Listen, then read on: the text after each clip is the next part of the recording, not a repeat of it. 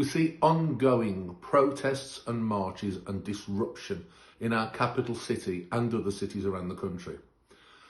First of all, it's an ongoing issue with the climate change lunatics who think it's a really good idea to glue themselves to the ground, block traffic, destroy art and to be vandals.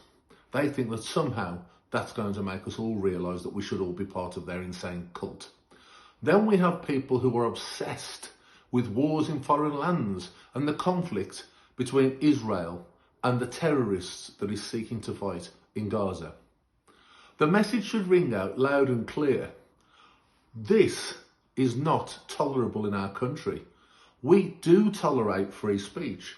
We do tolerate different opinions. But if you wish to disrupt our way of life, and if you wish to destroy property that belongs to the public and to our culture and our history, you will be clamped down on, and a call on the police to start policing. The laws are in place. Stop this madness and let's get people going back about their business, and anyone who tries to disrupt it for whatever cause, send them to jail.